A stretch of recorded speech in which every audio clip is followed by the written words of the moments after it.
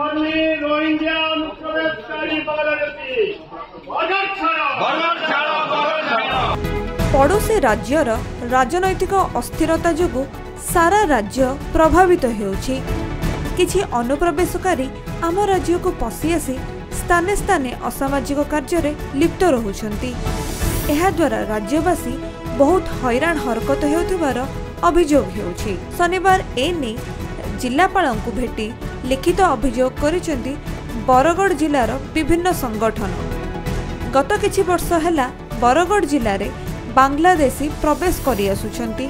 सेमाने गाँ गाँ रे बेपार करुथबा बेले राति रे चोरी डकायती करुथबा मध्य नजर को आसुछि। एमाने निज परिचय लुचाई कलिकता राज्यर परिचय पत्र तैयारी करी निजको भारतर बासिंदा बोली परिचय देउछन्ति एवं ओडिशार विभिन्न जिले में बसवास करुछन्ति।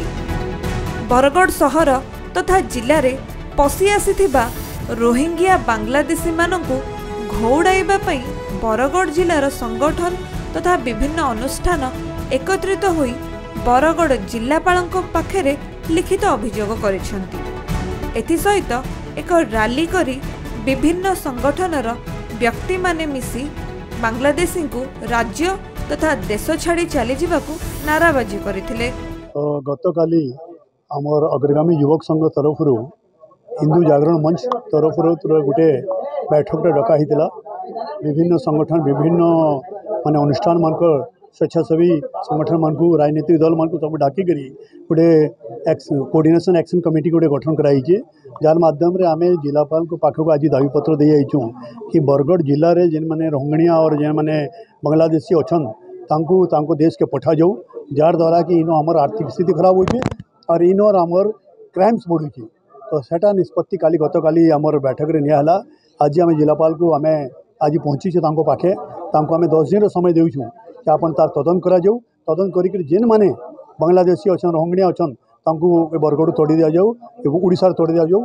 तो आम यहाँ मुख्यमंत्री को आम पत्र दूँ जिलापाल जरिया जो 10 दिन मध्य किसी कार्यानुष्ठान ग्रहण नहीं है आम आंदोलनात्मक पंथा ग्रहण करमु। जदि दरकार पड़वा बाध्य होकर रोड रास्ता को बुलेवा पड़वा। बरगढ़ में जिते भी स्वेच्छासेवी संगठन अच्छे सब संगठन के नहीं गोटे कमिटी कराई जॉइंट एक्शन कमिटी से कमिटी मुझे कन्वेनर अच्छे। आपण मैंने देखुवे जेन हिसाब से बांग्लादेशी रोहिंग्या गुड़ाक आज सारा भारत वर्ष में फैली गलेन सेंता आज बरगढ़ से केना मुक्त करा से बाबद के नहीं कर आज आम जिला प्रशासन जरिया माननीय मुख्यमंत्री को गोटे दायीपत्र देवाके चाहूँ और बरगढ़ 10 दिन भितर केंदा तड़ा जीवा से प्रति प्रशासन ध्यान देवे बोले आमे तांको दायीपत्र दे।